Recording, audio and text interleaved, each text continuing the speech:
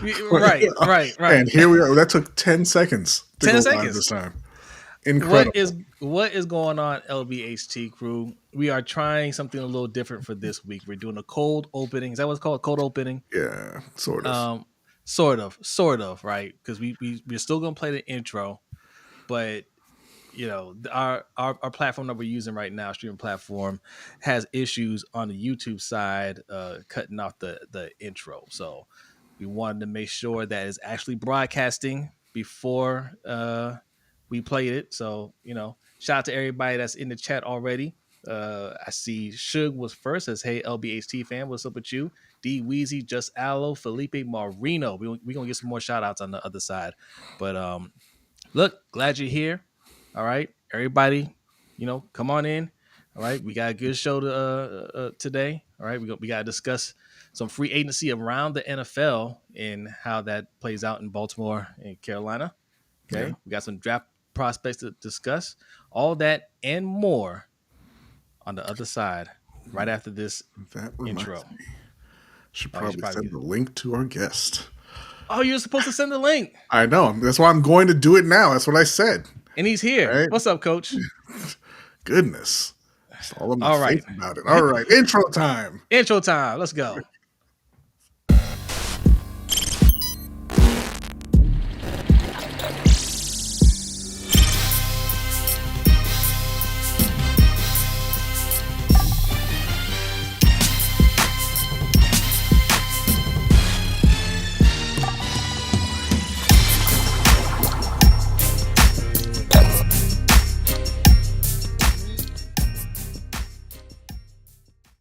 All right. Now we know you've seen the whole intro. When you're streaming, you have to be creative. Okay. Mm-hmm. When you're a YouTuber, you have to be creative because things don't go they don't go smoothly. Even in with professional broadcasters, things don't go smoothly. And but you'll never see us lose our cool like Shannon Sharp did at one time because you know, we Should heard an call echo and his co-host a liar right on air. let me tell you something. No, before that was Oh before. yeah, That was okay. before. He just heard an echo in his Lost it. headphones and he lost it. That tells me he has lived a charmed life in this business. Okay. That was a very minor technical issue and Right. he blew up. So, but hey, credit to him, man. He's able to afford the finer things in life. So I ain't hating. But what's going on, LBHT crew? It is Wednesday. Happy Wednesday. Hope your week is going well. But if not, hopefully it gets better starting right now. We are streaming live on YouTube, Twitch, and Facebook. So wherever you're watching us, make sure you hit that like, follow, subscribe, all that good stuff. If you're listening to the audio form of this, it is Thursday. We put this out every Thursday at lunchtime. So we hope you're enjoying your lunch break. All right. Make sure you hit that 5-star review for us. All right. And share this with your friends and loved ones because we are trying to grow out here. All right. I feel like our goal for 2025, because we didn't really do the New Year's resolution thing. Nah. I feel like it should be to get this down to a lunch break size show, because those people who are listening on Thursday, they ain't got no hour and a half lunch breaks, man. There ain't nobody rolling like that out here. We need to get this down to 30 minutes. Some people have a little after lunch break as well. I mean, some people have 8-hour breaks, but that's none of my business. All right, I'm talking about for the people who have to clock out and clock back in that 30 minutes. We need to cut it down. Well, you know what? An hour and a half. You can if you have a half an hour lunch break, you can spread the show over 3 days. All right, that'll get you through Thursday, Friday, and part of Monday. All right, because we only put the one show out a week. We used to do it like every other day. Yeah. That was burnt. That was draining us. Chris, what's going on? Salutations. Hey, what's up with you, Chris? Appreciate you coming through. Oh, Big Reg is in the house. We're gonna need you to do some investigation for us and find out what's going on with this May 2nd fight that's just outside in Times Square. Yes, last time we were in New York to watch a fight, Chris met up with us. We got to hang out with Chris. We are thinking about going up there May 2nd. If you're around, Chris, hit us up. Let's hang out. But I don't know how to get tickets even. Big Red says his wife has an hour for lunch. See? Yeah, but that's still not an hour and a half, is it, Reg? Yeah. Hey, look, Andrew's here. What's up, Andrew? What's up, Andrew? Good to see you. Thanks for coming through, Andrew. Just Al says, can't stay up later every night. One show a That's week right. is good enough. Yeah. We actually, me and Hendo kind of floated it out there. B just shot it down. Like you're what are those things? Those clay targets when we say Like you skeet say shooting. skeet shooting. We shot it out there and B said shot it down. That's We were discussing briefly doing a quick daily morning show, I didn't shoot like anything down. 15 I like said, 15 I minutes. said, if y'all want to get up and y'all want to do that, you can do it. I said, I'm not doing it. We talked about it. It didn't materialize. We've actually streamed early before, not on this channel on Ring Kings. We streamed very early, You know what very happens? early. We're even more incoherent than we normally are on Wednesday evenings. So you should be thanking me that this morning show didn't happen. It's ridiculous. The things, if you could hear the things that we discuss behind the scenes, man. King Trent, what's going on, man? Thanks for coming through. Jeremy's in that house. What's going on, Jeremy? What's up, Jeremy? Appreciate you coming through. Yes, Steve Weezy. Yeah, clay pigeons. Yeah. That's what they are. Clay pigeons. You're welcome, Uh, just Ella. yes. Ayo Fonz is in the house. What's up, Ayo Fonz? Is it EDC or Brashadi that's penny pitching? Listen, ultimately it's the owner, right? But when you take on a role as GM, it falls on you, right? I don't accept this shifting the blame or trying to pass the buck type of thing. Is your responsibility, right? Uh, Lamar's job is to win games. When he doesn't win games, ultimately is nobody blames the O line, nobody blames the defense not doing anything, nobody blames drop passes. It's Lamar's fault because he's a quarterback and that's what he gets paid. That comes with the role. So same thing with coaching, same thing with GM. Everybody shoulders some responsibility. As a GM, you're supposed to bring the right players in. If you don't bring the players in, that's your fault. Yeah, and the reality is that money is not Steve Bisciotti's money. The salary True. cap, it comes from the media deal. That's the players' money. Yes. So they have to spend a certain percentage of it over a certain time period. The only thing that he would really kind of penny pinch on or put his foot down and say, hey, we're not giving out big signing bonuses because they have to pay that out immediately, right? And then huge guarantees. They have to put the money into escrow to make sure that, the money is still there for the player later. But in terms of just never going out and getting any players, that's on DaCosta. Yeah.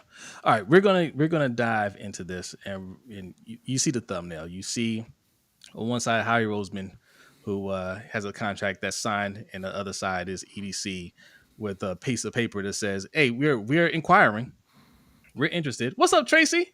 Says, "Hey guys, no B, please don't cut the show time. I need it to get through my week. Love your podcast. We love you, Tracy. We appreciate you coming through." All right, Tracy. Just for you. Just for you. Just for you, Tracy. Okay.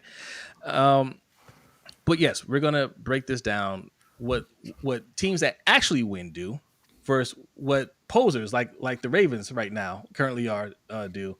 Okay, and how we can learn from teams that win championships, that are competing for Super Bowls, and how we need to be like them. And this ties into just what's going on with the news today. As we get head into free agency. Also, Coach Evans is going to join us. We have a list of prospects that we think can help both of our teams. And Coach and Chris have been breaking down film of a lot of players. Coach is going to give us some quick thoughts of some of the ones. We're just going to throw a few out there, and he can let us know what he thinks of them. Because, man, I gotta tell you, I just think I think Coach and Chris are NFL caliber scouts. In fact, I don't think I know. Okay, and we can talk about that too. The scouting in the NFL. I think there's a lot of positions in the NFL in terms of coaching, front office, and whatnot that they just don't belong in the league. Okay, so I'm saying we have NFL level experts on this show giving us their evaluation of these prospects. Okay, That's right. I trust Coach a bit more than Daniel Jeremiah. You know what I'm saying? Yeah, I mean, So, he's not to be trusted. but a lot of people watch his stuff, okay, because he's on TV. But all right, but Coach is going to be on there. We got lots to discuss. All right, but first, we like to start every show with a Black History fact, and B and Okole have a Black History fact for you.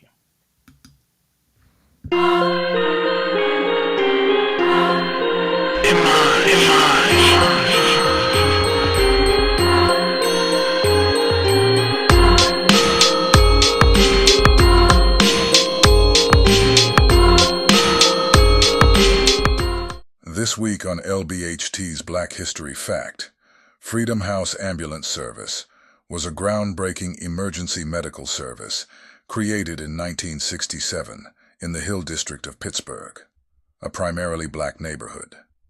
It was the first service in the U.S. to employ paramedics who had advanced medical training beyond just basic first aid. This initiative was the brainchild of Phil Hallen and Dr. Peter Safar, who saw the urgent need for better emergency care in the community. The Paramedics Freedom House received comprehensive training, including a 300-hour course covering topics like anatomy, physiology, CPR, advanced first aid, and defensive driving. This extensive education equipped them to deliver advanced medical care on the spot, which was a major innovation at the time. During its years of operation, the service responded to countless emergencies and saved numerous lives. However, Freedom House faced significant hurdles, such as systemic racism and discrimination from hospital staff and patients. In 1975, the city of Pittsburgh took over the program, and the predominantly black paramedics were replaced by white medics.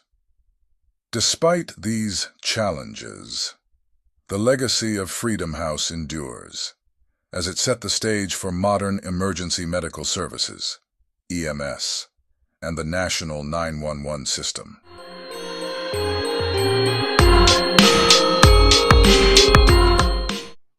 All right, salute to the Black History fact, and it didn't play twice this time. How about that? Incredible. All right, it's because we run a professional show over here. That's right. Kim is here. What's up, Kim? Says, hey, my kind of topic. I know. Kim is a Kansas City Chiefs fan. Yeah, and about to be getting a brand new left tackle. Hey, but this ties into what we're discussing. All this ties in together, right? Felipe, I want to bring up your comment too. Says Stanley will be gone. Ha ha ha. Don't see EDC closing. Or that ties into what we're about to say. And shout out to Chris. Chris says, I appreciate the kind words, fellas. Learn everything I know from my training at PFF. You and me both, Chris. Me too. So we all, we tried out for Pro Football Focus to be one of their analysts, whatever position it was, sent them a resume and, showed them my experience and all that. And then they give you a little test, right? You gotta watch some film and identify the players and all this stuff. And it was just too boring. Yes. Yeah. Yes. That's why I quit. It was too boring. I made it through like the first round, and then I was just like, all right, I don't want to do this anymore. I don't have the time. All right. I think Chris and Coach got a little further than we did, but it's the same thing. It's just too boring. But I'm serious when I say Coach and Chris are NFL caliber. 100%. Like if Coach or Chris had been running the draft last year, I bet we wouldn't have Xavier Legette. Yeah. So, all right. Our first guest is here. I mean, he's a guest. He's not really a guest. Okay, he's our guy. You know who he is. All right. Hendo was in the house. What is going on, Hendo? Not much. How y'all doing? You didn't bring him up, B? Yeah, dude. He's up. Oh, he's not on my screen. I don't know what's up on your screen. Oh my He's up on my screen. Tell us in the chat. Is Hendo here? Okay, I see him now. What did you just do? Okay. I didn't do anything. I was grayed out. I was grayed out at first, and then that was just because the comment was up. No. So okay. ridiculous. That's why this is the last week. That's why it's the last week. Last week. Good Lord. Anyway, Hendo, we know you the hardest working man out there. So what's going on with you today, Hendo? Nothing. How you feeling? I'm all right. How you feeling about this Ravens offseason so far? It's nothing to talk about. We haven't done anything. Damn it. All right. Hold on. I'm sorry. Okay, Shannon Sharp. All right. He's having a Shannon Sharp moment here. Okay. Can't handle multiple guests coming on at once. All right. As B gets the scene together to bring up our second guest, what we're talking about is Ronnie Stanley has not been franchise tagged. Right. Okay. So that's a problem within itself. EDC, the way he was talking last week, led a lot of us to believe that Ronnie Stanley was going to get signed. That doesn't mean it's not the case, but why didn't you tag him? Especially if you were close to getting the deal done. Why didn't you just franchise tag him until the deal is done, right? Because you can have a framework in place, right? But all these teams have pretty much made it known through social media that they're interested in Ronnie Stanley. What's the incentive of signing a deal with the Ravens? So if we lose Ronnie Stanley, and I'm glad our other guest is here, we're gonna bring him up. But if we lose Ronnie Stanley, for us, I'm not saying Ronnie Stanley is the only person that could save this O-line, but for us, that represents not a good season coming up for us. That because I just don't think this franchise takes O-line serious enough to let somebody like Ronnie Stanley walk, right? And there's no answer. If you ask the average person, hey, Ronnie Stanley goes, who does he get replaced with? There's no really good answer for it. And that's completely unacceptable. You have to protect Lamar Jackson. Yeah, Eric, he learned how to lie from his subordinate, John. And, he's out there talking about, hey, we're close to a deal, we want to bring him back, Well, if you're close to a deal and you want him back, then put the franchise tag on him and get it done. Because now what you've said to the rest of the league is Ronnie is available. Mm-hmm. And Kansas City traded away Joe Thuney. The Patriots are, they did that to kind of open up some cap room. The Patriots have made it known that they're very interested in Ronnie Stanley, and now you're going to get into a bidding war for one of the best left tackles in the league. And the Ravens don't win bidding wars for guys like Melvin Ingram, so I don't think they're going to win a bidding war for Ronnie Stanley. But we do want to bring in our other guest here. Welcome, Coach, to the show. Thank you very much for joining us. Appreciate it. How y'all doing today? I don't think your mic is on. I think the mic's coming from the computer. Yeah, we're hearing some kind of background noise and. Let's see. But yeah, I don't know. I love your background, Coach. Baltimore has always. You're good. Why? I didn't hear. They always kind of undervalued the tackle position.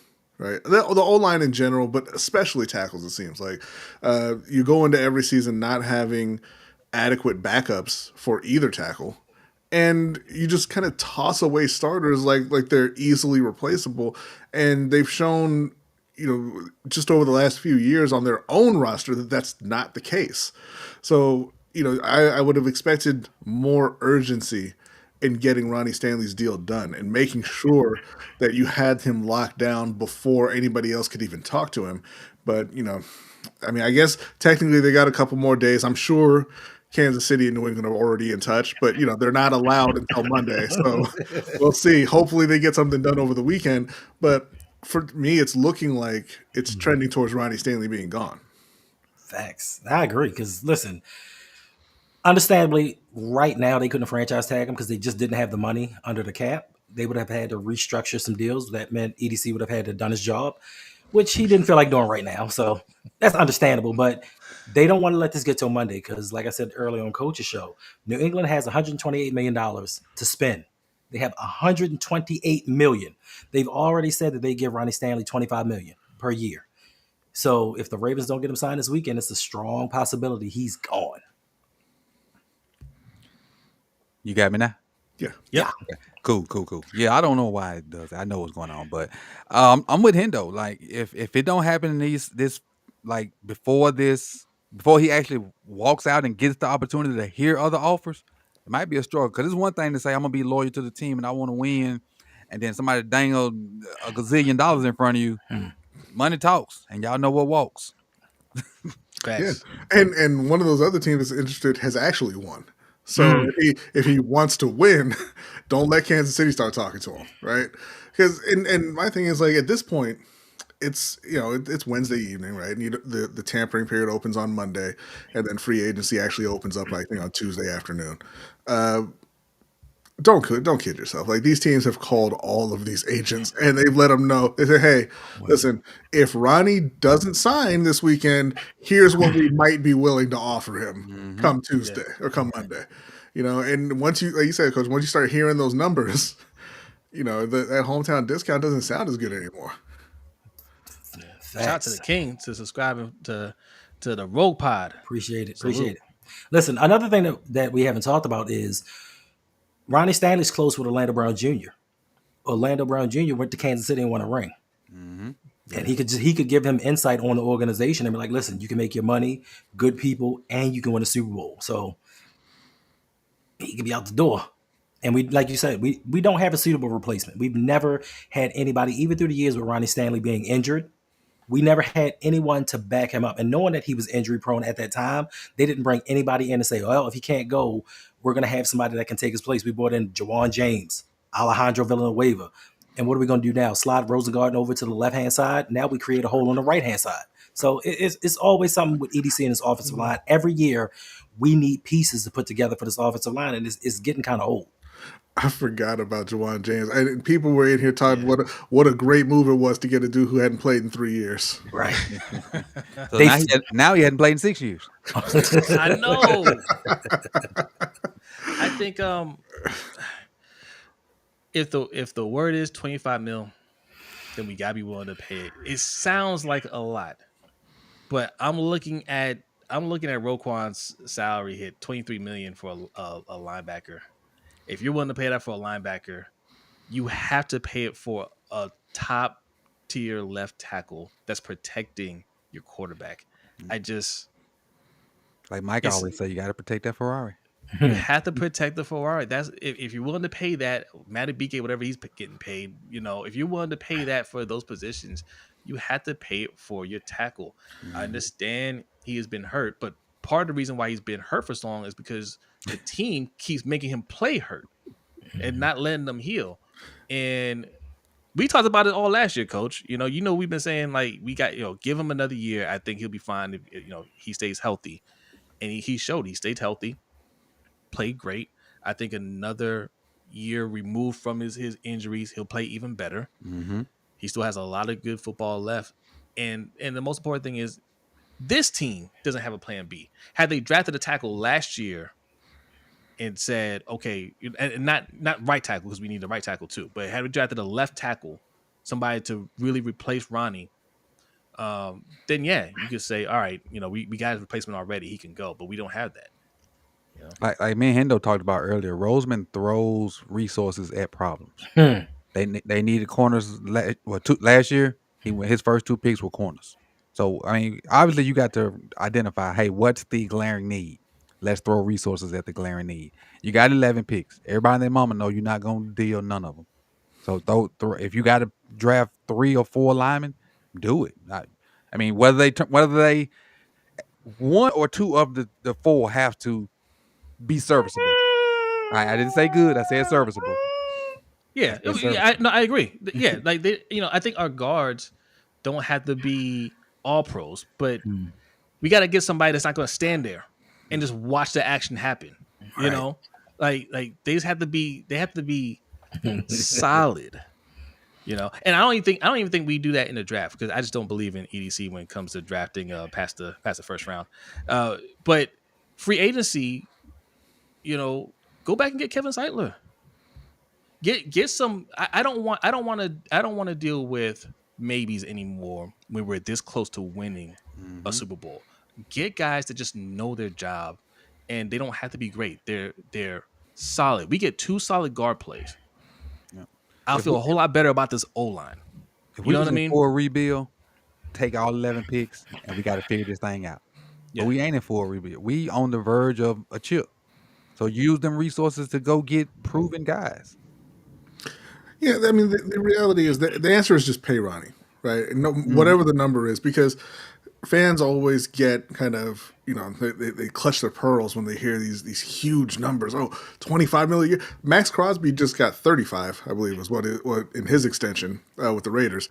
But last offseason, Carolina went out and they paid 20 million a year for Robert Hunt. And then a little less than that for Damian Lewis. And everybody laughed. Oh, ha, ha, ha. Carolina has to overpay so much to get people to play for them. That's way too much. They overpaid those guards and everything, right? And then they went out there and they played great. And they protected the young quarterback. And now the whole franchise is on a different trajectory because they went out and they made those signings, right? And you want to sit here and tell me that $5 million more a year for one of the best left tackles in the league is too much? It doesn't make any sense. I've long thought that Ravens fans are afraid of expectations. They don't want to be the favorites going into a season. They want to have those built-in excuses. Hey, if Ronnie's gone, you can expect them to win, right? And you can be upset and you can blame people when they lose, but you already have the built-in excuse of, hey, we didn't have a left tackle. Right. We'll have to go and fix that, and then we can come back the next year.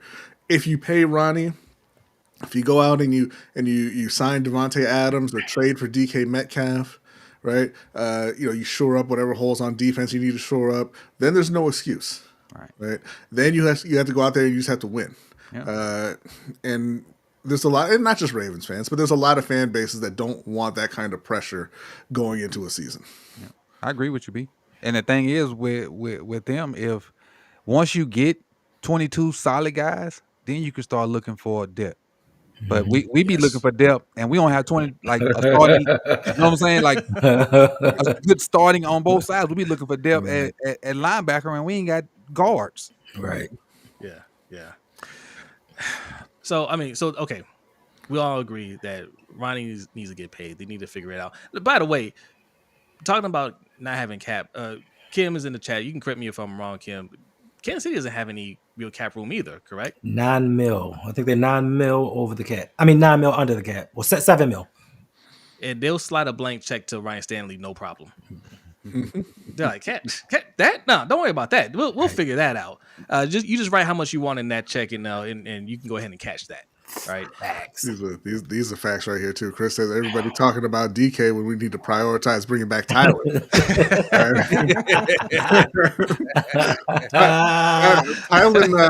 Tyler might be a Panther this time next week. More like, did you say Tyler Lockett? I'm looking. There's some receivers available now. I mean, we might as well go ahead and talk about that. DK Metcalf asked for a trade. Tyler Lockett was told to seek new employment. Christian Kirk is getting ready to get released. Devontae Adams was cut.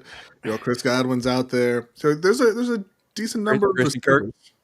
Yeah, they're getting ready to cut Christian Kirk. So there's a decent number of receivers who are or will be available in the near future.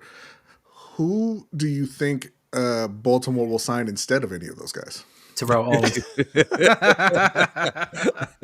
Boy, I was finna give you a real good answer too. Terrell Owens. And I processed the question. Now, what do you think, Coach? You think we got it? You saw him in that Celebrity All-Star game. Yeah. Yes. Me and Hendo talked about this guy earlier, and I think you either got to go, because I don't think we're gonna pull the trigger to trade for DK. I think the only viable option out of that group is that would have a significant role is Devontae. But Hendo threw the Green Bay out there to me earlier, and I hadn't thought about it before he said it. Green Bay makes a lot more sense than any of these teams to me for Devontae. But I would love to see him with us. If we go after one of those guys, I would throw all my resources at him, as long as he don't throw no crazy number out there thinking he gonna get 20 plus million. Right. But if you really want to win at the end of your career, you come on over here in this purple and black. Because Lamar gonna make it happen. No matter what the old line look like, Lamar gonna make it happen. Mm-hmm. Devontae Adams here would be transformational. And we said this we said this on a show when trade deadline last year, when there were some rumors that he could possibly come here. You said it doesn't matter if he wants to play with Aaron Rodgers or not. You trade for him and say you're playing here now. Right. Are you you don't want to play for a contender? Is that what you're gonna say? You're gonna play here. We're gonna pay you, and you're gonna be happy, and you're not gonna complain about not playing with Aaron Rodgers. They're not winning anything. We're gonna win over here, right? Daniel Franklin says Green Bay has a bunch of young receivers that need to be paid. Adams ain't going there. They're looking to bring in DK Metcalf themselves. Right? They have two. I know this is foreign. They have too many good young receivers. Yeah, they're looking to get that elite, that kind of alpha number one receiver. They need a consistent guy. That's the word we use earlier. Consistent, because them guys stay in and out the lineup. All of them. Christian Watson, most definitely. Poor Christian. But Osmond says, does it matter which wide receiver we sign if Stanley is gone? It does. Yeah, really. It does. Listen, yes, it does. Yes, it does. Yeah, you still need talent. Yes, Cincinnati got to the Super Bowl. You need more talent. Yes, yes. I just got a text from Adam Schefter, and he's telling me that the Baltimore Ravens are going to sign DeAndre Hopkins finally, so he can shut us up. That's not. Show us so we know it's real. There's no I can't tell if you're joking. Like they watched the man. They watched him kind of not get it done in the playoffs with Kansas City, and they're like, "Ooh, sexy." What do you think, Hendo? Any of these wide receivers? I'm serious about DeAndre Hopkins. He's the right age. He's going to be the right price. He's not going to take any the shine away from Bateman or Zay. This is a Ravens type move. It is. It is, and we could get lucky and just he still has some juice left, and he just looks amazing playing with Lamar. True. And people be like, EDC did it again. Yeah. They say EDC did it again. Right player, right price. Mm-hmm. I'll say he didn't have much juice with Pat Mahomes. So No, didn't at all. No. And they receivers for the most part was boo-boo juice. Yeah. He was decent in a regular season. It was just the postseason. He was a guy. He wasn't DeAndre Hopkins anymore. True. He's an upgrade over Aguilar. Oh, I would most say. definitely. Right. So that would help the wide receiver core as a whole. But still, man, like I want to see them go out there and get somebody. Honestly, if you brought in D-Hop or Devontae, just the knowledge and the nuance that they would transfer to Zay and Bateman, to me, would be well worth it. Because having those guys in the room with those two young bucks would definitely elevate their game and make them that much more better. And then you can throw them two old heads in there, at not spot duty, but in situational football. Like, when you go three receivers or whatever, because technically, if Mark stays, they're going to be the fourth or fifth option. Ooh. Oh no, not Devontae. Devontae has still got it. Yeah. But the other dude, Yeah, Devontae went over 1,000 yards, and he had Aiden O'Connell, what's your boy, right. Gardner Minshew, and a washed up Aaron Rodgers. Oh, and congratulations to you Ravens fans. Gardner Minshew is unemployed. We're gonna have to wait to get a W. Couple weeks to see who Baltimore's losing to next year. Hey, one thing I do have on the Baltimore Ravens, I have a W over Gardner Minshew. Really? Yep, his sophomore year in high school. Okay. There you go. I'll take it. This what we did.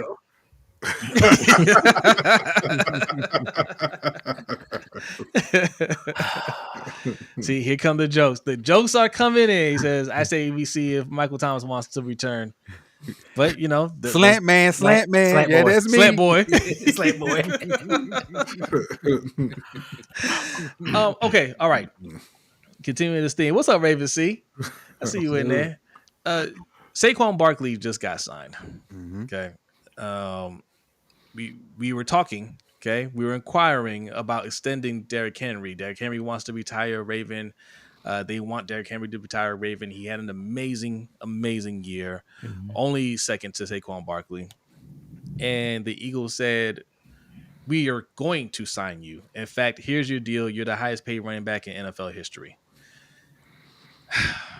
Did we wait too long to extend Derrick Henry? Yes. And what does that do for how does that hurt our chances of getting him extended after this deal? It depends on what they do with Ronnie Stanley. Yep. If they give Ronnie Stanley 25 mil, 20 mil, it's going to be hard to give him that contract that he may be seeking. He signed a 2-year, $16 million deal worth up to 20 mil. Mm-hmm. I mean, where is the middle ground between Saquon and Derrick? Because Derrick was right there with him all season long. So I know he's 3 years older, but what type of money are you going to give him on an extension? Derrick would say 20. Derrick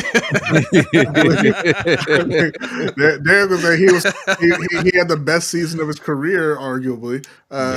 He's still unbelievably one of the fastest people in the NFL. That was I'm watching at home, and that was terrifying when I saw the 23 mile per hour power. Right. Like, that's not right. But yeah, I think that Baltimore's in they've put themselves in a spot, right? This is kind of why we said go for the younger guy, sign up to a longer term deal, and that's your future. Because you don't want to commit long term to Derrick Henry at this point necessarily, right? You sign him for 2 years, and the reality is you kind of want to play out those 2 years and see where he's at before you give him a big money extension, Right? Or since we know they're going to set that first round pick on fire anyway, go ahead and get Ashton Genty and just let him be the future of the offense. He'll be gone by then. He'll be gone. Right, we maybe Marcus Williams 20 mil. He'll be gone by that. So if Ashton Genty gets to 12, the Cowboys will sop him up like a biscuit. Okay, all right. I don't want to spoil the next segment because Coach is going to go over a couple of prospects that we handpicked that can help both of our teams. Okay, Howie Roseman. Yeah, he's not on the list. I'm sorry. Brett picking Veach. too low for that. Brett Veach. Leslie. But if we sign Ronnie Stanley, I say that shouldn't affect anything, right? You still pay Derrick Henry. You chose Derrick Henry over Saquon Barkley. All right. You gotta pay him. He showed you that he's still the man. You went with the older guy. You gotta ride with that. If you're worried about his age, then you should have gone with Saquon, right? Or Josh Jacobs. But you wanted Derrick Henry. You got Derrick Henry. He held up, played much better than I thought he was going to play, right? So we're all in. We're trying to win a championship. I don't think he's going to fall off a cliff next year. So just go ahead and pay him, keep it together, and you need to add more. I don't care what that cap number says. You better figure it out. If the Eagles figure it out, on Derrick, Jose. Yeah, I think let it I think B said this. Let these 2 years play out. Yeah. Now if he holds out and wants more, then we cross that bridge when we get. Does he have 2 years left or 1 year? 1 year left. You got one more year. This year right here, this year that the league year that's about to start to be his last year. Okay. So I mean I would say nothing. Now if he comes to us and want more money, then we can talk about it. But I ain't going to him and saying nothing about nothing. I'm Ray Charles to Saquon's deal until you say something. But I'm gonna let these 2 years play out and then go from there. But do you run the risk of alienating him though? Because after the 2 years, if he has an 1,800-yard season next season, and you didn't sign him to an extension, he could be like, you know what? I don't feel respected. I'm out. I understand. 33, you can go, cuz. He a different 33 though. I don't care. I'll take my chance. We got to draft a replacement though. That means we got to go in this draft looking at running back. And if we got to go running back, early, we have to shore up the O line before going into the draft. We got to go O line and D line for anything. I would say O line. Honestly, I don't think they're gonna do nothing with the O line. I think they got a good O line, and I think we going definitely defense the first round. Yeah. That's what I think. But cornerback. And this is why I don't like EDC. EDC is a terrible evaluator. Okay, you have a guy that started all year. Every single game we can point to where he doesn't know who to touch. It's one thing to miss your assignment. You're just like, wait, what we playing? Pro Bowler. Pat McCarthy didn't start every game. Pro Bowler. Pro Bowler. Pat McCarthy did start every game. Pro Bowler. No, Andrew Voorhees started the season. He started at right tackle though. Sure I'm did. not talking about McCarthy. No, but I'm saying he did. But McCarthy. Oh yeah, he did. Yeah. Well, I know you're not talking about the Pro Bowler. I know you're not. But So I'm trying to figure it out. Like I don't. first of all, you can't He credit start every game. you can't credit me with a sack if I wasn't around the quarterback. It's not on me. I It ain't no me if I cannot. jump out the way. I Facts. cannot. I cannot take the time. Like we all get a certain amount of time on this earth, and I cannot spend any more of it explaining the concept of gravity to y'all. All right, I cannot. I cannot spend any more time telling you, yeah, okay, Lele's out there, but you don't see any defenders either. All right, and if there's no defenders around him, 'Cause they're then behind there's him. no defenders around Lamar. No, Right? they're behind him. They're behind him. Okay, well, whatever. Agree to disagree, I guess.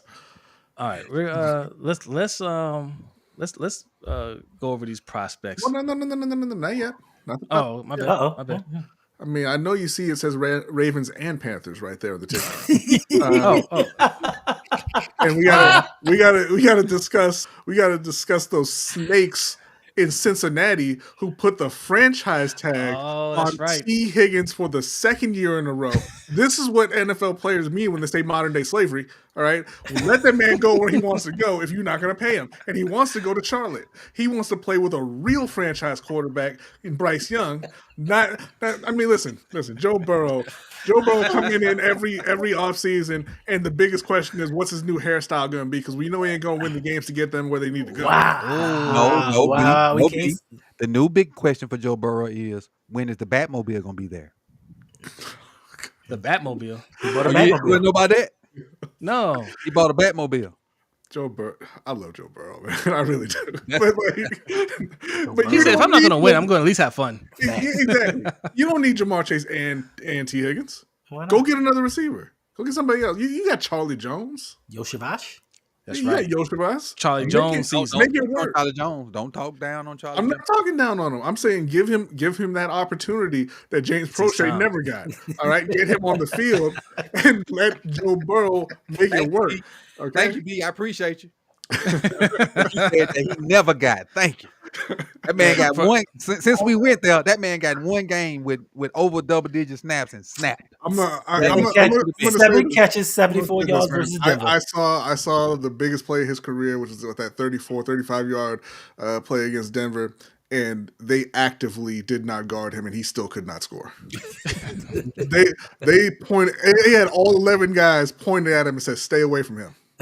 And that man caught the ball, ran for his life, and got 30 yards downfield. So I'm not, whatever. All right. I wonder if his uncle still follows us. I'm pretty sure he does not. It's that guy. We had a respect. It ended up being a respectful conversation. It ended up being he didn't like a video that we did on him, and he left comments. He left comments on a video and then tweeted at us. That's how I knew. I knew this had to be a relative because nobody goes that hard for James Prochet, right? I knew like he just went at it. He tweeted at us. He DM'd us, and I said, "Bro, if you're a family member, just say that." And he said, "Well, yeah, I happen to be his uncle." And I was like, "Okay, all right. Look, we're not disrespecting your nephew. Okay, we don't know him. He seems like a nice guy.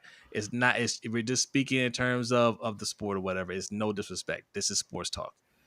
And he didn't like that. B called him trash. It was your fault. It was your fault. Hey, look at Chris.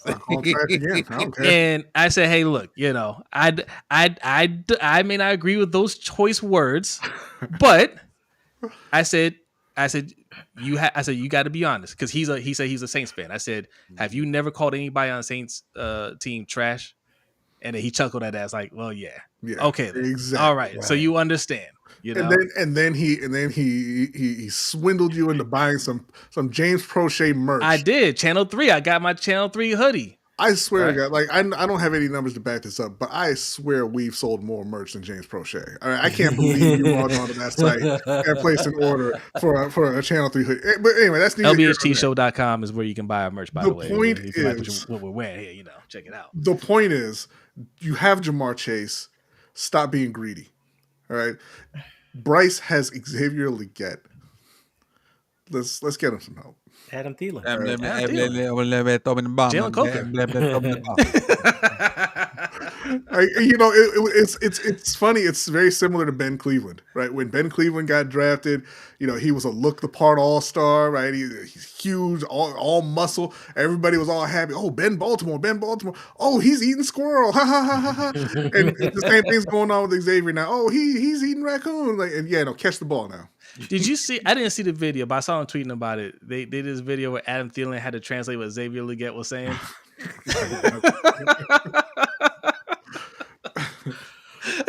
Oh man.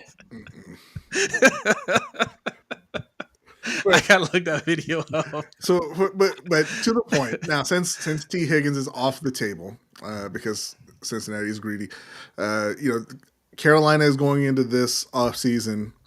They've said that they plan to do for the D-line what they did for the O-line last year, which, if you don't know, they went out and they signed Robert Hunt, they signed Damian Lewis, and really kind of turned their O-line around, which was one of the worst groups in the league the previous season. As far as the D-line, they were the worst group in the history of the NFL last year. So, they've got a little more work cut out for. Derrick Brown was out all season, so obviously that's a big hit. He's coming back. I think they're going to hit at least one interior and one edge in free agency, and then kind of leave the option for going back again at 8. Mm-hmm. But they've also they have to get one of these wide receivers to sign in Charlotte before draft time. Whether that's Tyler Lockett, whether that's trading for DK Metcalf, whether even if you go out and you sign a couple of lower tier guys, you go and get De'Ami Brown and Tylan Wallace, you got to get some guys in there who can play the sport of football, because right now they've got Adam Thielen, who, he's still getting the job done relatively at his age. But after him, it's Xavier Leggett, who can't catch a goddamn thing. It's Jalen Coker. What he was first round too, wouldn't he? He certainly was. They traded up. They traded up to get him. Thank you for that, Hendo. He was just a few picks before Ladd McConkey, who I wanted, and then who went off for 180. We were streaming live with Coach when it happened. It wasn't great. I didn't love it. But it's Xavier Leggett. It's Jalen Coker, who almost outproduced our first round pick as an undrafted free agent. And then after that, I couldn't even tell you.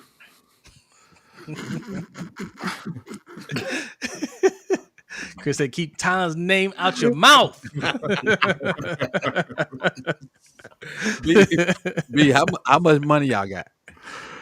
How much what now? How much money y'all got? Money, they ain't got no money. They started at like 24 to 25 mil, which, again, you might ask yourself, how do you only have 24 to 25 million when you don't have any good players on your team? And that would be a fantastic question. And I would answer that by saying, look at guys like Chuba Hubbard. Look at what they're about to do with J.C. Horn, paying him over $20 million a year. Look at Shaq Thompson is gone now, but he had a high cap number for several years. Yeah. They love to pay fan favorites. They love to pay. I don't want to say mediocre veterans. A little bit better than that, but they don't subscribe to the theory that you pay great players and replace everyone else. They just say we'll pay them all. So but right now, you got a lot of dead money out there, or what? Dead cap, I don't think they have too much at this point. But if you look at the running back room right now, they've got Chuba Hubbard. They just signed him to an extension for $8 million a year. the backup is Miles Sanders. He's making $6 million a year. And a rookie. And then the third string at this point, because he tore his ACL again, was a fairly high second round pick. Oh, sure did. Yeah, it was torn in college and then late in the season, so he's probably going to miss next year as well, which means they're probably going to have to draft another running back in this coming draft. But like I said, $8 million for the starter, $6 million for the backup, and a second round pick for the third guy. You're over investing in positions that you shouldn't be investing in. I got a name for you, B, and it ain't none of the names y'all sent me. What's that? Bashu Tootin. I gave B an earful about him. I saw him at the I'm not gonna watch Virginia Tech play football. I mean, because why? You don't have to go watch the video I did on him. I will watch the video. I know that he did. Thank you, Brandon. Shout out to Buck for the $5 donation. Appreciate you. But the thing is, it's where is he going to get drafted is the question. Because late. Okay, well that's fine. Yeah, late. That's cool with me because they cannot spend another day 2 pick on. Oh no.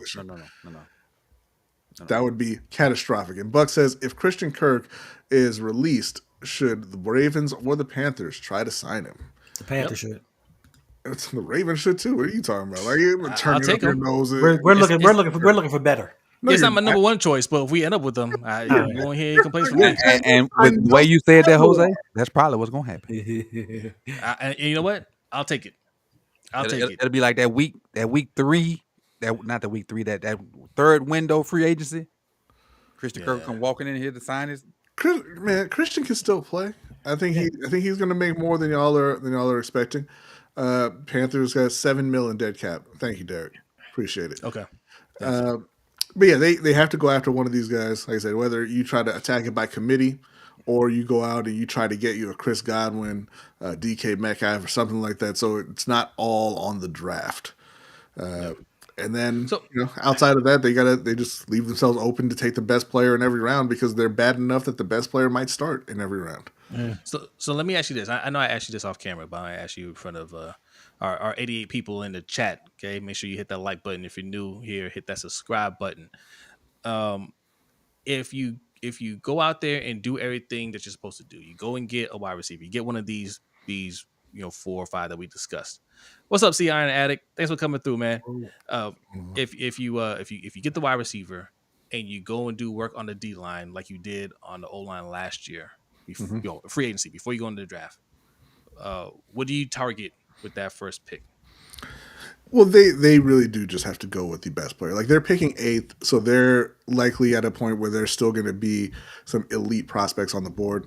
I'm still saying that there's a possibility that Abdul Carter will be there. I know everybody says no, he's too good, but I watch the top prospects in drafts fall every year because the quarterbacks rise up. And listen, you know what they say? The prospect fatigue is a very real thing. I was telling us I saw McMillan, the wide receiver, the consensus number 1 wide receiver all year in a mock draft, fall into the 20s. Why? I don't know. Because somebody ran fast at the combine and he wasn't there. So, if speaking of, my bad. Nick,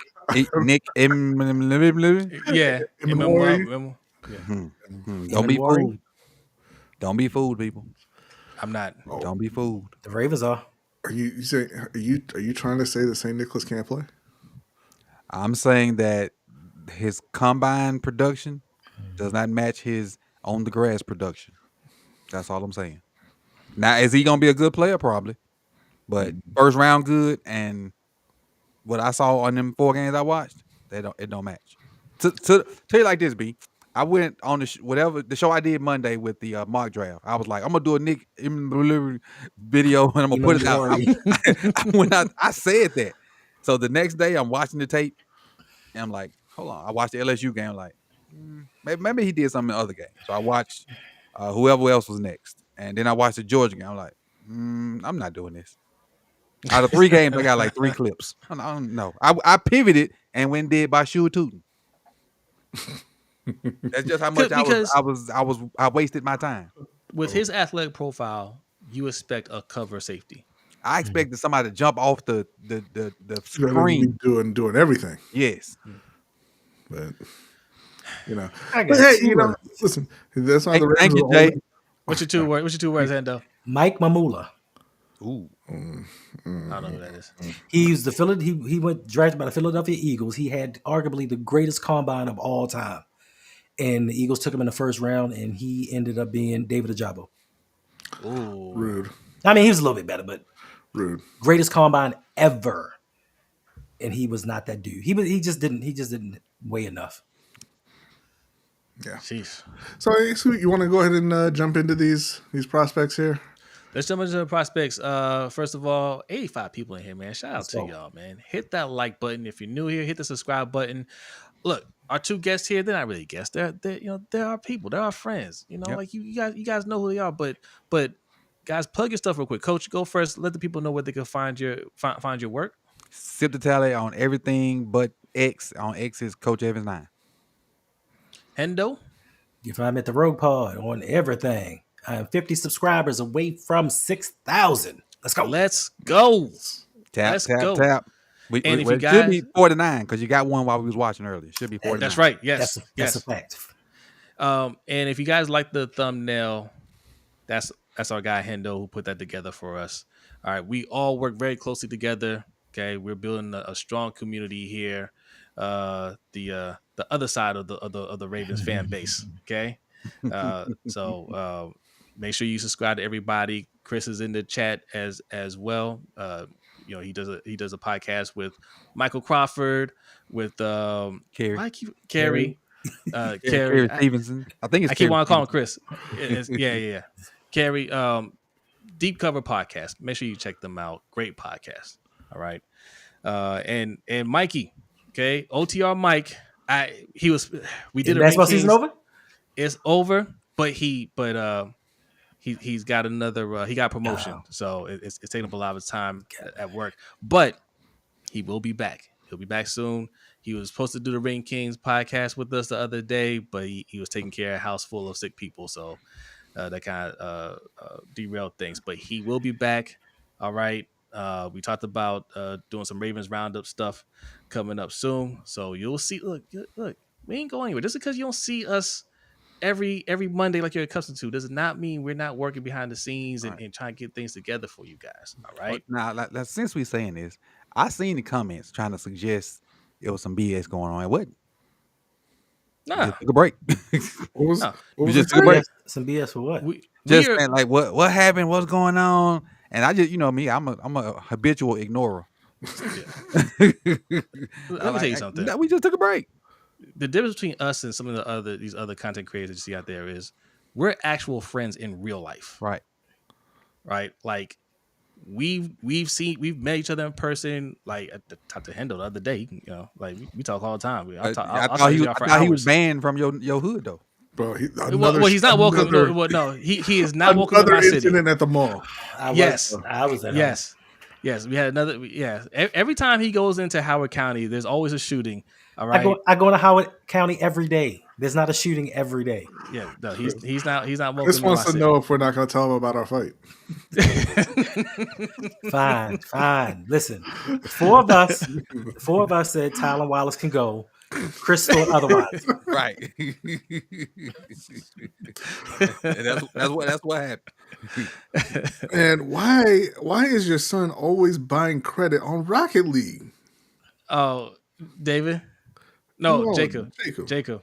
Yes, yeah. I told him he could because there's some goal celebration, rare celebration explosion thing that he had to have, and his birthday's coming up. So man, I'm giving him what he wants. So shout out to Jacob, our associate producer. Okay. All right. That's the lamest people. Prospects. Coach, we sent you some names. Mm-hmm. You want to do Panthers first, B? Let's do the Panthers prospects. Let's do it. And we'll say the best for last. All right. Oh, so you wanted to, I'm confused now. All right. So first up, a guy who's been linked to Carolina quite a bit, I would not be super thrilled with. Jalen Walker out of Georgia. What do you think, Coach?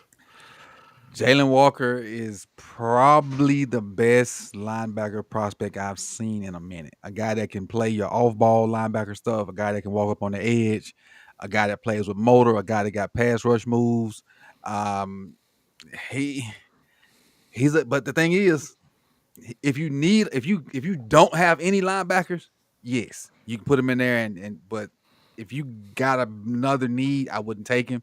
But if you need linebacker, he's probably the best one out there because he's so versatile. He's a lot better than the other guy that I think people have just rated just as high as him. Whatever number 13 is. 11 is by far the guy on that team. He's the dude on that team. Who's the other guy? Michael. Oh, Michael Williams. Yeah. Okay. Yeah, I kind of cringe when I hear versatile with prospects like that. Mhm. Oh, he can play this, he can play that, and for me, it goes back to I fully bought in to Isaiah Simmons. Right, me too. And I was like, I was to the point I was mad that Carolina ended up with Derrick Brown. I was like, you should have taken Isaiah Simmons. You could have got. It was funny because at the time I was like, you could have got mad at BK in the third round. But then, and I'm like, if you're that great an athlete and you've played all these positions, how could you not work out? And Isaiah Simmons keeps on telling us every year how it's possible. And so now every time I see a prospect like that, where they're like, oh, he can play linebacker, he can play edge, he can play this, he can play that. I'm like, it kind of means he can't play anything, right? Is what I hear now. I heard somebody from the 4-letter network say those exact words that you just, not necessarily about him, but when they talk about people that are versatile like that, that means you ain't good at nothing. I heard somebody from the big network say that last week, and it opened my eyes. Jack of all trades, master of none. I think he could have worked out. Hey, he went to a team that knew exactly what they wanted to do with him. I think the Cardinals got him, and they didn't really have a plan. They tried to use him like he did in college, and that, like B said, that ain't gonna work. You need to be one thing. And if you're and that's fine. I think if you're going to take him in the second, third, whatever, but you're taking him in the top 10, they got to be great at one thing, at one position. Speaking of great at one position, move on to, let's say, Will Johnson. What do you think about Will? Will says he's the best corner in the draft, and Will's a pretty darn good corner at 6'2", 195. What did Will run, or did he run? I didn't see him run. I don't think he did because I'm on the page right here. I don't think he did anything. I beg to differ. Now I do think he's good, and he may be there for you at 8. And he fits the bill. And I'm just going to address the best corner thing. And there's nothing nobody can tell me that there's a better cornerback out there than number 12. Facts. Who's number 12? Travis. Travis Hunter. Oh, Travis Hunter. Yes. Now will Will fit what y'all do if y'all gonna keep JC? And then you add Will Johnson to him, you should have 2 decent corners to make them throw maybe at your safeties if you got bad safeties. But Will he does it all. He'll come tackle. He can run. He can go get the ball. He got good ball skills. If Travis was receiver only, Will Johnson would be cornerback 1 to me. Okay. But Will's not a bad prospect, and I'm not talking bad down on him because he would fit, and he's gonna be a good football player. I just don't think he's the best corner in the draft. Right. Okay. Next up, we have for the Carolina Panthers. This is kind of like the most recent guy I've seen linked to them, Shamar Stewart. How can I say this? And I think Jose and Hendo can say it with me. Let's all say this name together. Ready? On 3. 1, 2, 3. Adafe Owe. But the difference is Shamar seems to have more traits that lend to being an edge guy. He ain't just like Owe was just a straight line 4-3 guy that really didn't have much being and whatnot. Shamar seems to be different.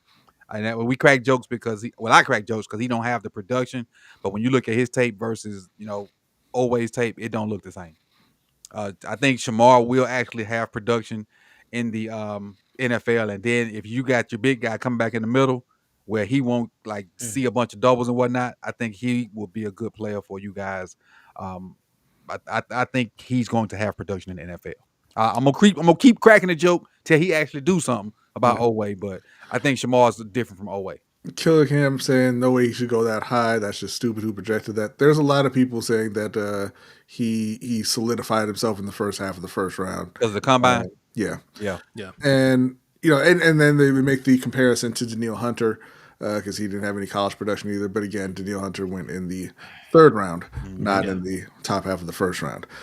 Last but not least, I mentioned this guy earlier, and it is a position of dire need for the Carolina Panthers, Teteroa McMillan. Ted,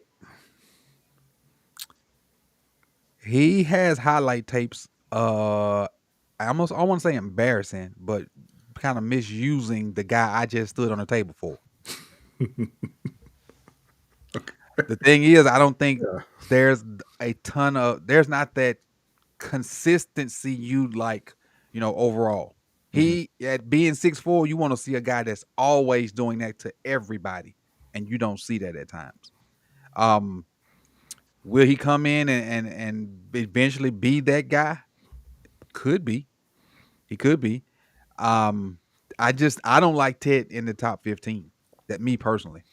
I just looking at his tape, I didn't see it enough. And yeah, he had that great game versus Colorado, but so did my guy from Stanford. And he ain't projected to be like that either. So I wouldn't go Ted that early. Because y'all got 8, right? Yeah. I wouldn't go Ted that early. I know some teams love him. Just, and I'll have to, because he was one of the first guys I watched. I would have to double back on it with my eyes, not having so much purple in them when I watched him the first time, and kind of give you a better understanding. But right now, I would say I wouldn't go with him at 11, but he could potentially be a good prospect because he's 6'4", but he still moves similar to a smaller guy, and that goes a long way with me. We did get a super chat here. Thank you very much, Adrian. He says, can't wait until the draft. Ravens drafting all linebackers and safety. That's right. But it's funny that you mentioned that, Coach, because that's why I don't really love Travis Hunter at corner. I think he's better off playing at wide receiver because that's happened to him a couple times, like you mentioned. What that Stanford kid did to him was obscene. Alec Aomanor. Yeah, obscene. Okay, like people laugh about Carolina giving up 300 to Julio Jones, but that's pretty much what Travis. But Aomanor is a good player though. He's a good college player. I mean, he had that one game, and we ain't seen him since. Like if you're Travis Hunter and you're supposed to be cornerback 1 and you're supposed to be going in the top 5, that can't happen to you once, let alone a couple times. And honestly, that Stanford game, as much as many snaps as Travis played, I think Travis got tired. Of course, sure. We had talked about tired of seeing before that going into this season that they should have picked a position for him and just had him play one position. But whatever. I mean, he went out there. He had a great year. Obviously, he's going to get drafted high, so that's fine. But I just wouldn't. It's hard to erase those kind of Benny Benwickery. I still got the nightmares, and I just it's hard to unsee that kind of stuff. Mm-hmm. So last question on the Panthers. If you were picking there at 8, and let's just say, you got Shamar Stewart, you got Mason Graham, you got Ted, you got Will Johnson, you got Jalen Walker. Who is the pick for you? Will. Okay, even over Mason? Even over Mason? Yeah, I said Mason Graham. Mason Graham is there as well. Oh no, Graham. Okay. Oh, I thought you was named off the 4 that you gave me. I'm sorry. I was looking at because I got pulled up the 4 that you gave me. Yeah, but if Mason Graham, then definitely take Mason. Okay. Definitely, because he gonna get you pass rush and defending the run. Yeah. And put him beside Derrick. You got a formidable force in the middle, and I know we all still got Super Bowl hangover. We saw what a good defensive line will do for you in the playoffs. Yeah, that's why I didn't put Mason on the list. I kind of if Mason's there, I think they should probably just go ahead and run up there with the card. But thank you very much, Coach. Appreciate it. No problem. I know Jose got some scrubs that might be there later. In the night. Look, one man's trash. Okay, so look, I kind of mix this up with players that I think we should get versus what I think we might end up getting. Right, so. I don't think we're going to do what we need to do in terms of O-line in free agency. So Gray Zabel is the first person on this list that, I want to look at. I think he might be there. And I think he has some both tackle and guard experience from what I heard. So what do you think about that prospect? Gray is a really good prospect. in the game he played versus the biggest competition, which happened to be Colorado, he played very well. But playing Colorado's front seven is different versus playing Colorado's back four. And he did damage versus those guys. He looked good at the Senior Bowl, if I'm not mistaken, in the reps that I saw him play. He's potentially there, but he reminds me a lot of somebody we have on the team. I wouldn't take that. Well, who? Voorhees. It reminds me a lot of Voorhees. Not to say he's gonna be a bad prospect, because the whole draft is a crapshoot. But he's gonna be in the first round, mainly because of versatility and the nastiness that he has. I just, I don't know if he would be the right fit for what we do, especially if we're continue on this outside zone trend. He's more of a gap guy that can down block and do some of those people moving things. And we don't necessarily need people movers. We need, if we're gonna be a zone team, we need the guys that can move, and our guards can't move right now. Okay. The upside to Zabel is you get guard and tackle options with him, especially if Ronnie's not there. Yeah, we might need that. All right, second person on this list, Donovan is cool. Edge from Boston College. From Boston College, the edge from Boston College. I put him on this list because if we're going to go edge, I noticed not too many people ran the 3-cone drill. I think they're on to this trend. Typically, the ones that run under 7 seconds have a high chance of being very good in the league. Under 6.89. Under 6.89. And I think that's what he ran. I think 6.89 or 6.88, something like that. And what? So 3-cone? 3-cone drill. 6.94. Oh, 6.94. Oh, well. Broad jump 9.11, vert 35.5. 22 reps on the bench press. Yeah, he was the only one that was close. Everybody else was over 7. Yeah. What do you think about him? First of all, rude to the bros. Donovan's a frat brother. Secondly, I talked to somebody, like, we're talking about Donovan, and they said he has one of the biggest pass rush bags they've ever seen. Okay. Secondly, the motor is there. The nuance in pass rush is there. The only thing I'm worried about is the frame. But everything else is there. If he was 6'4", he probably wouldn't even be an option at 27. But he gets at the quarterback. To me, he was their best defensive lineman, and he wasn't able to showcase everything that he does because their coach is kind of like in that Belichick mode. He's like, you do exactly what I say, doing nothing more. Yeah. But I really like this kid. Do I like him at 27? I'm not sure, but I do like Donovan as a Raku. Yeah. All right. This one's a wide receiver, Isaiah Bond, for Texas. Did he play Texas? Texas. What do you think about him, Coach? Let's just say I heard some stuff. If that stuff is true, everybody's gonna be like, wow. But Buford, Georgia, which is a perennial high school in Atlanta, outside of Atlanta, track guy. He emerged as the best. No, he did not. He wasn't the best. The other dude was the best. What was the other dude's name in Texas? I forget. The fastest wide receiver of Texas. Because if I'm not mistaken, go ahead, B. No, I was saying I can't remember because I saw his name because Bond was like, I'm going to break the record, and then he was second at Texas. Matthew Golden. Golden was the one. Yeah, that was faster than him. He reminds me of Zay, man. Okay. He reminds me maybe a little bit longer speed Zay. And I don't think you want to double up on that. On guys who won't run in a straight line? Yes. I don't think you want to double up on that. Not especially not at 27.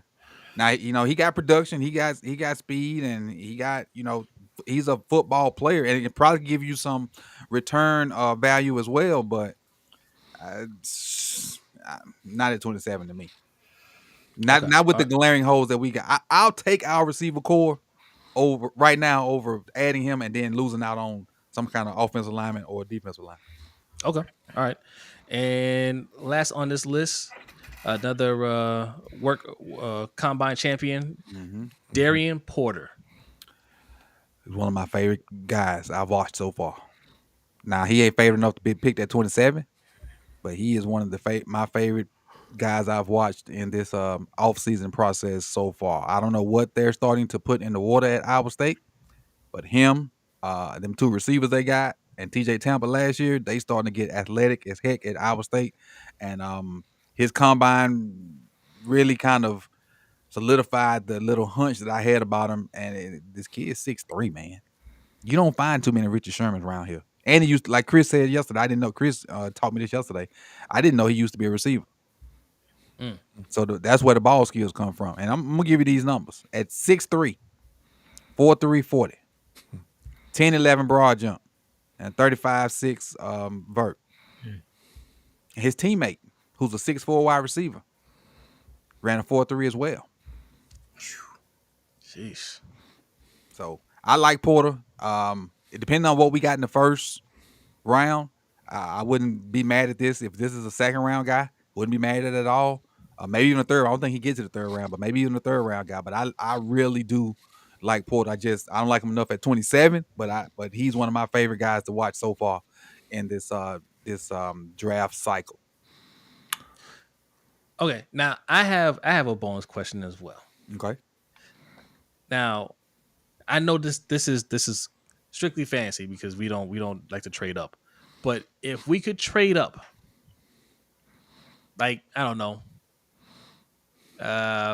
15, 14, 13, somewhere around there, who would be an ideal player to grab? The tackle that got hurt and just got cleared for everything from Ohio State. To me, he's the best tackle in this draft. Okay. And it ain't even close. His film is way better than anybody's. All right. Way better. I can't remember his name. I don't know if it was Johnson or whatever it is, whatever the tackle is from Ohio State that got hurt and didn't play the back half of the season. He's been cleared completely. Guy. If we don't resign Ryan Stanley, I feel like we have to do something drastic like that. Mm-hmm. Like Agreed. really make a move to get somebody like a talented tackle. Because even if we get somebody like that in the draft, right? He's still a rookie. Mm-hmm.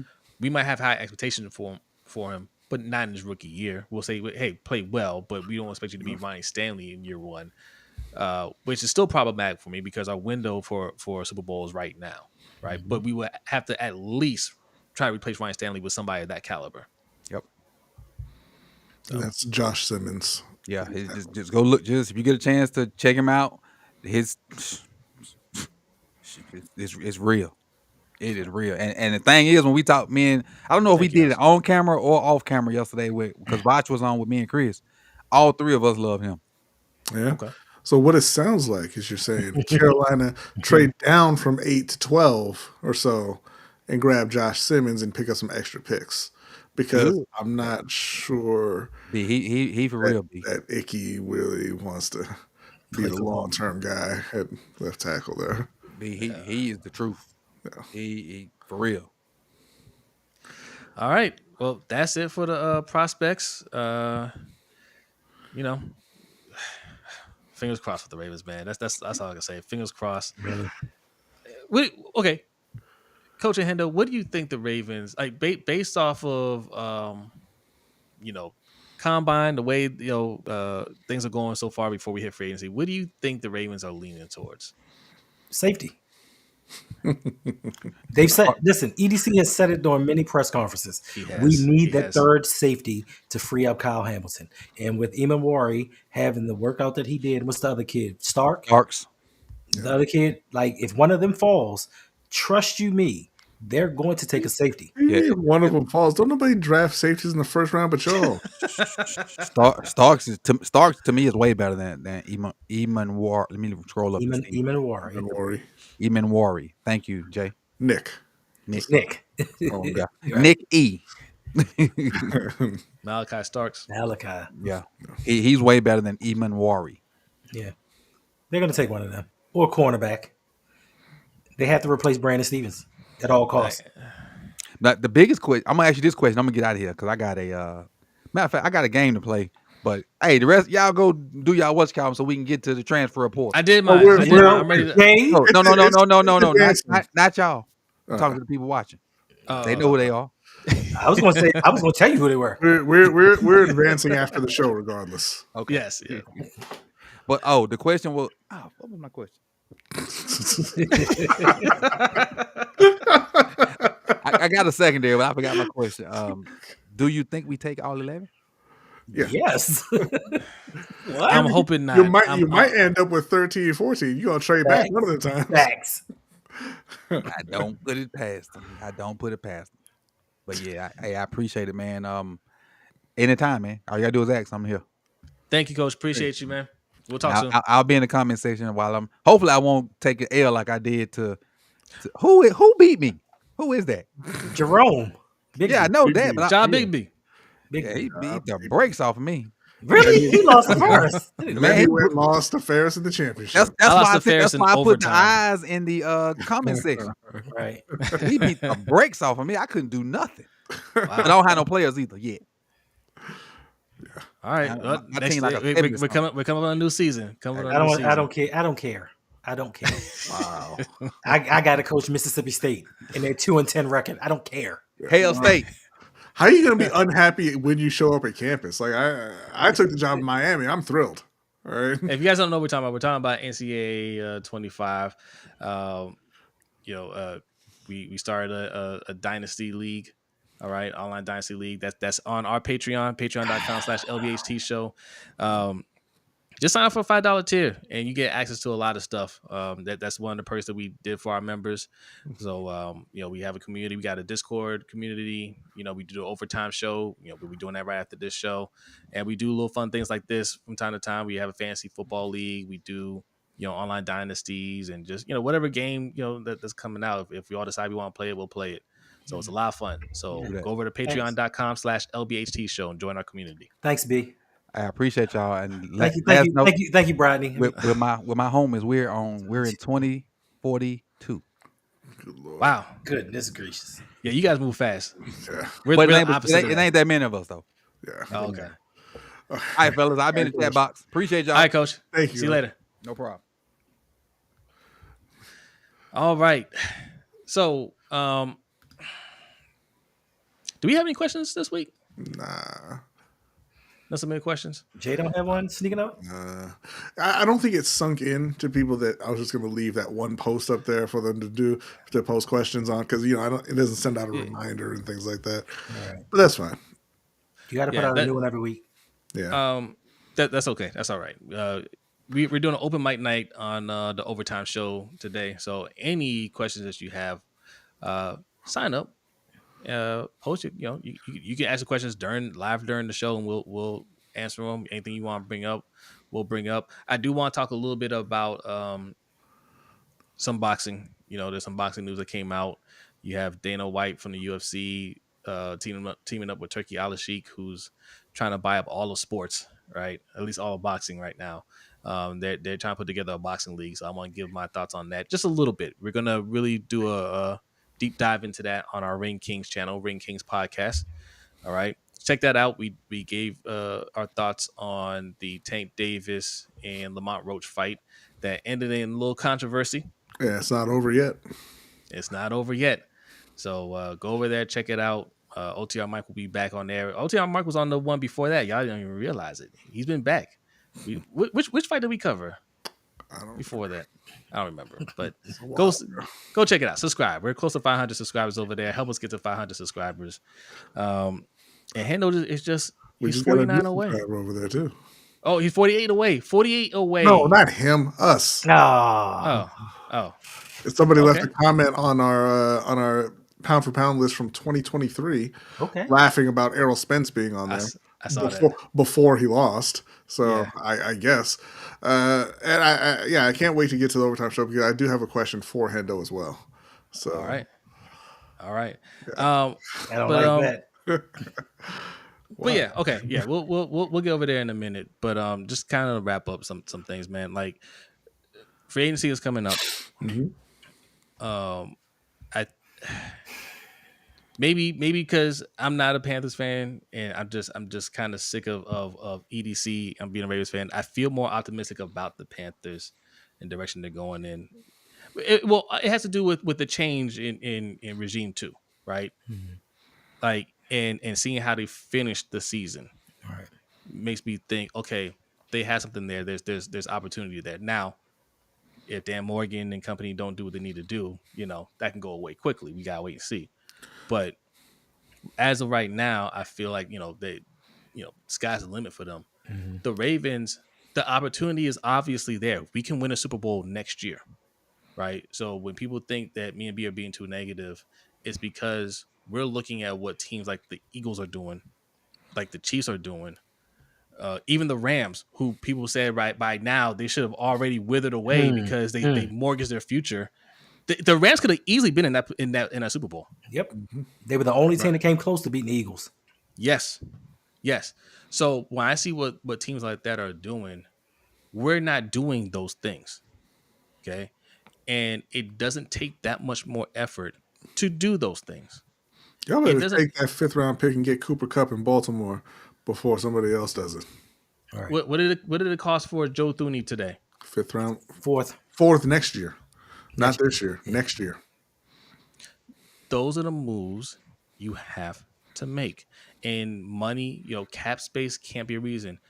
You add some void years to contracts, you move money around, you do whatever you have to do because this whole mortgage in the future and you got to pay that later, you never have to pay it later. You know what you're doing. Right. The Rams went 7 years without a first-round pick. Been to 2 Super Bowls. Mm-hmm. And if they've gotten stars in the later rounds, that's drafting. But the thing is, and this is a part of that, you can't just forego your first round picks and be fine. They hit on multiple picks later on day 2 and 3. Yeah. Yep. Eric DaCosta is not going to do that. True. No matter how many times he tries. And that's why I'm tough on Eric DaCosta for that reason. Where's our Puka Nacua? Where's our Kyron Williams? Where's our Jared Verse? Brady You know what I'm Fisk. saying? Like, yes, why aren't we getting those caliber of players? Now, look, shout out to Isaiah Likely. He looks like he could be a really good player. That's it. That's it. Like we need more than that. Because even when you talk about a guy like Matabike, it took 3 years for him to make an impact. And then, as soon as he made an impact, you had to pay him. And then he said, I'm not going to make an impact anymore. Why would I do that? I got the money. How many late round picks really blew up like that? I think we just named the 2. Well, Geno Stone, but again, it was in his last year where Geno Stone don't blow up to like Puka Nacua level. No. Well, I mean, come on now. He had 7 interceptions in his last year in Baltimore. He did. That's a great season. It is. And then he got paid somewhere else. Yeah. I mean, Ben Powers didn't even blow up for Baltimore. He went and got paid somewhere else. Yeah. That's really the thing. And again, it's a John Harbaugh thing, even more than an Eric DaCosta thing, because I'm sure some of these guys could contribute earlier. And John's like, nah, why don't you sit another year? All right. Yeah. And like I said, ultimately, this is why I put on EDC, man. Like, it's your team, right? If you don't have the power to force John Harbaugh out, then you shouldn't have taken the job, right? GMs had that power, okay? Like, hey, I'm getting you the players. You're not producing with these players. We gotta replace you, And if Harbaugh's not getting it done, he has to sit down with Steve Bisciotti and convince him Harbaugh has to go. We're spending too much money on defensive players, and we're not getting the production out of them. We're spending too many draft picks on guys that I know can contribute, and they're not getting on the field. Right? It's him, not me. And I said it before. He should be saying it's him, not us, because Ozzy's still in the building evaluating talent along with EDC. So he needs to play the Ozzy card. Hey, me and Ozzy are evaluating these guys. I saw them both at the combine. We're evaluating these guys. We're drafting these guys, and we know it's not us. We know it's not us. John Harbaugh is not getting it done anymore. Right. We have to move on from him. Him and his friends. Like you bringing Chuck Pagano back into the building? Everybody get excited. No, sorry. If you need Dean Pease and Chuck Pagano to help out your new defensive coordinator, then he's just not ready yet. Simple as that. Facts. I think the world of Zach Orr. I think he can be a good defensive coordinator in the league. I don't want to experiment with that right now. Facts. Nick Sirianni went through 3 offensive coordinators and I think 5 defensive coordinators till he found the right 2 to get them back to the Super Bowl. We keep sticking with the same guys doing the same thing, and you're right. It may not fall all on EDC because even with the drafting, he follows them right up with free agents. And we know that some of those free agents can play, but then they get to Baltimore and they underperform. And it has a lot to do with the coaching staff. It's too much experimenting. Yeah, too much experimenting going on when you're in your window to win. I'm gonna have to disagree with you there, Felipe. Monken is not great, and McDonald is not there anymore. Yeah, McDonald's not there. Monken is just not Giro. He's not a complete disaster, so we think he's great. We can do better. Well, I mean, a lot of it has to do with we got Lamar Jackson. Like, yeah, because again, the Giro offenses were top of the league offenses, right? When Roman was there, and then you go to the playoffs and you can't score. The Todd Monken offenses are top of the league offenses, and then you go to the playoffs and you can't score. We scored this time around. A little bit, a little bit more than the offense looks better than Giro. He is a better coordinator than Giro, but what I'm saying is he's not some great offensive mind. Oh man, they really found the one in Todd Monken. No, you found a guy who went through a stint as an offensive coordinator in the NFL and got sent back to college. Yeah, because I guarantee you, Sean McVay, Mike Shanahan aren't going to be at the 3-yard line and try to throw a pass to Ronnie Stanley with the game on the line in the playoffs. We have been conditioned to think a good organization doesn't spend money on players, right? Doesn't need high draft picks, just needs a bunch of draft picks, right player, right price. You know, you can win on the budget. That's what we've been conditioned to think because, and defense wins championships, right? And every year it plays out that way. It doesn't. First of all, we never had cap room. I don't understand how you all think we are a financially stable or responsible or fiscally responsible organization when every year we don't have any cap space. I wish I could pull up that tweet from Jason LaCanfora. Let me find it. I bookmarked it. I know a lot of people hate Jason LaCanfora. I'm not saying I'm a fan of his, but he says it right here. I'm gonna read this. He says, here's what another $600 million in stadium upgrades / fees money got you, because you know the Ravens just did a bunch of upgrades to the stadium. Ravens payroll ranks since 2017 per Spotrac 23rd, 32nd, 17th, 16th, 11th, 21st, 2nd. That was the Lamar signing bonus, and 27th. But they want kudos for signing $1 million free agents and hoarding comp picks while ignoring top free agents. He nailed it. Yeah. Like he nailed it. The Ravens don't spend money. And they pat themselves on the back, say, hey, we're competing. We could be the Raiders. We could be the Jaguars. No, that's not the team that you measure yourself by. We're supposed to be championship caliber teams. We're not the Eagles. We're not the Rams. We're not the Chiefs, right? We're not those teams that are winning. We're not the 49ers, right? Those are the teams that we want to compare ourselves to, not the bottom of the league.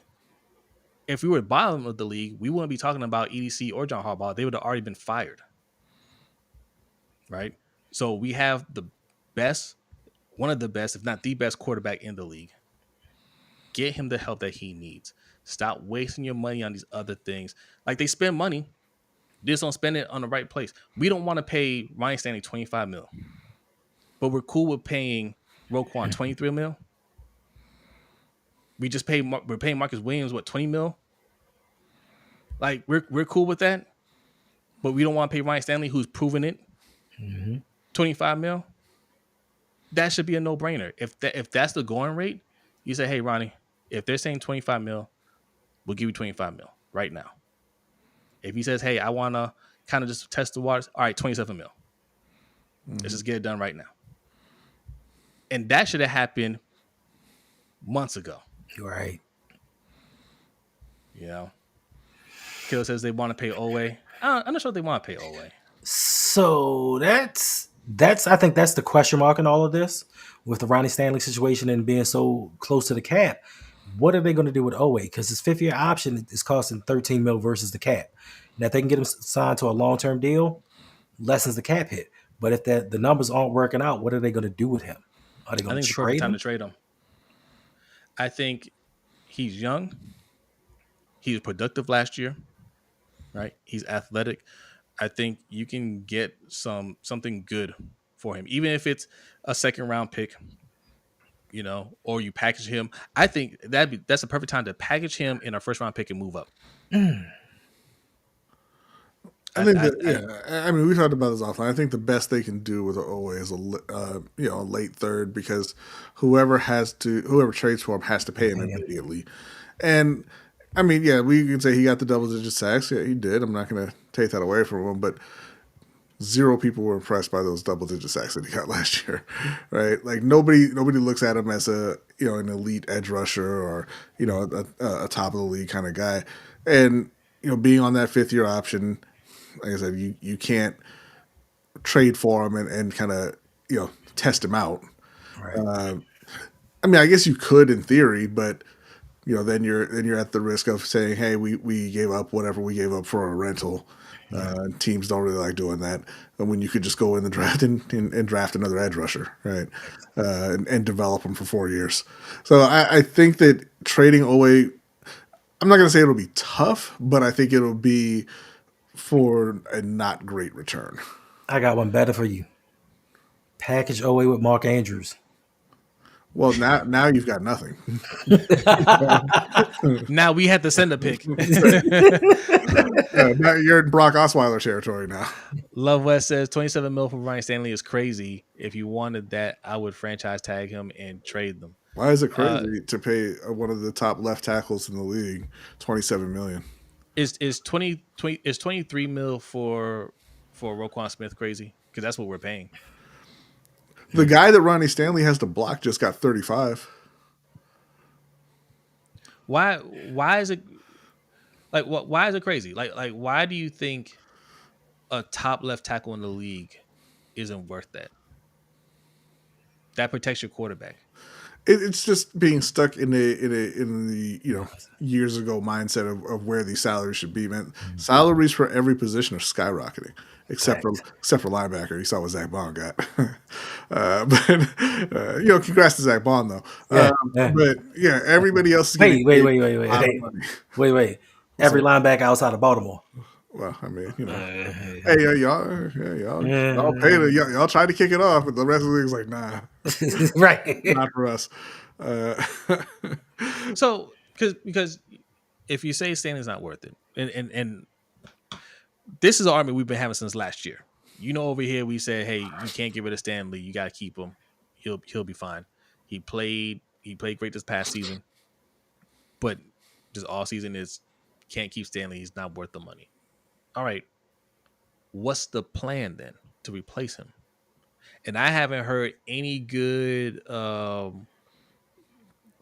plans. Right, one of them is move Rosengarten over to left tackle. Maybe he can play left tackle. Let's just assume he can play left tackle and he can play solid, because he didn't play great at right tackle. He played good, not great. He goes over to left tackle and he can play left tackle. What do you do at right tackle? Because we have two tackle positions. Right. So what do we do on the right side? Because edge rushers come from both sides, right? So what do we do there? No answer there. And the reason why I don't want to slide Rosengarten over there is because it's the same reason why I don't want to get rid of Stanley and we draft a tackle.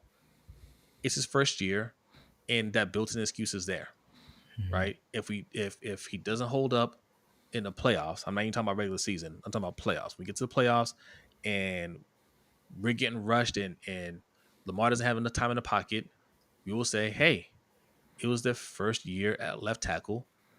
Give them time. We're past that give them time phase. We're trying to win right now. I don't want to keep getting guys for the future because we do that a lot on the offense. Gotta give them time. We had a whole wide receiver core that's no longer here that we had to give them time for. Right? We had a whole set of linemen, offensive linemen that we had to give them time for, and they're no longer here. We're done with that. Get guys that can play today. And it's crazy that, like you said, there's no contingency plan for Ronnie Stanley leaving, and it's crazy that you want to take your most important asset in Lamar Jackson and put him behind either a rookie or a second-year right tackle playing left tackle, then have a rookie playing right tackle and have two guards that are unknown.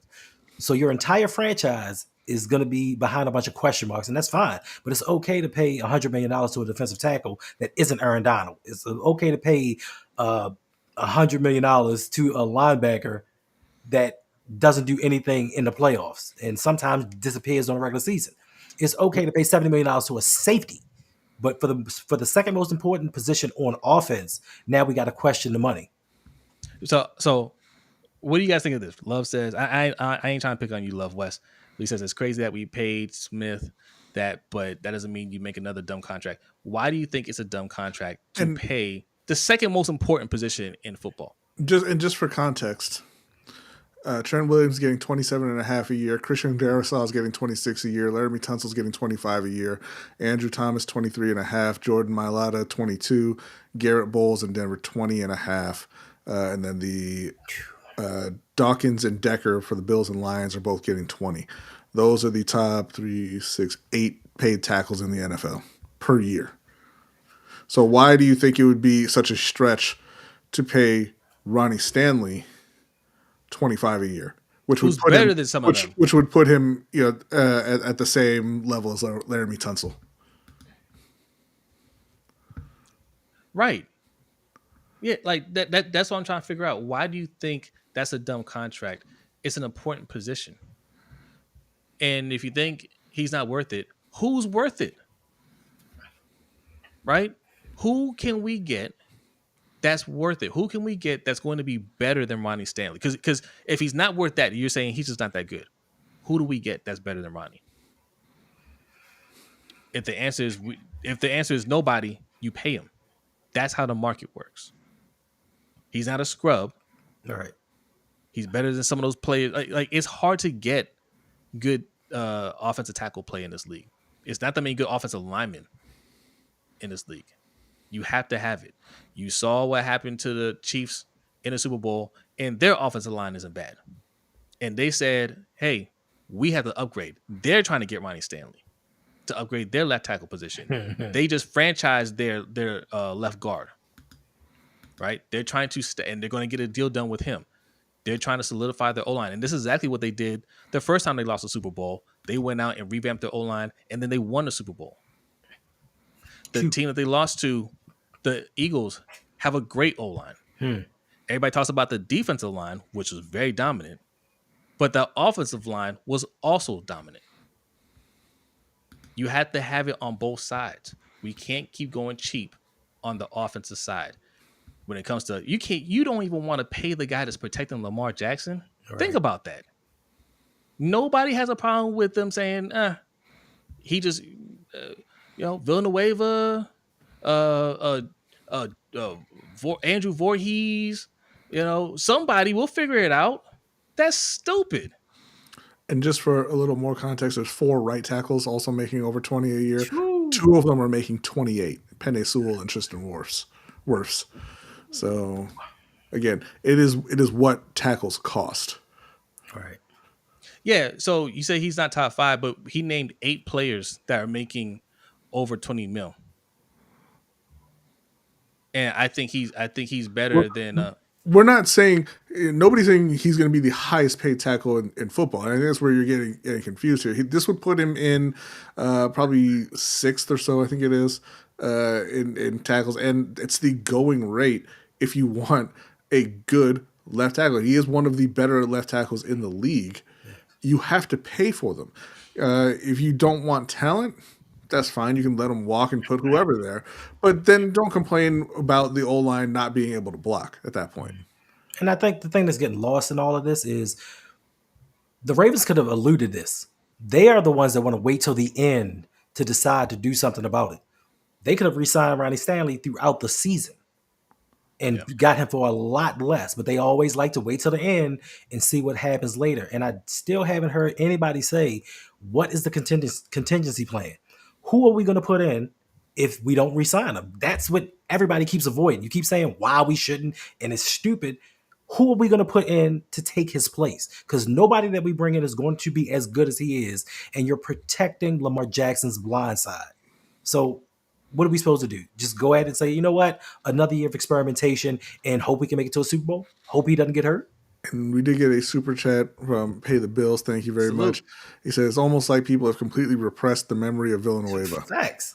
And not even just Villanueva, because y'all hated Orlando Brown when he got over there too. The only left tackle in the league who made the Pro Bowl 3 years in a row, mind you. Y'all thought he was trash because he wasn't Ronnie. Right. Yeah. I mean, we drafted. Who are the guards that we drafted? The guards that you drafted? Tyree Phillips, Ben Bredesen. Yes, those guys. Tyree Phillips.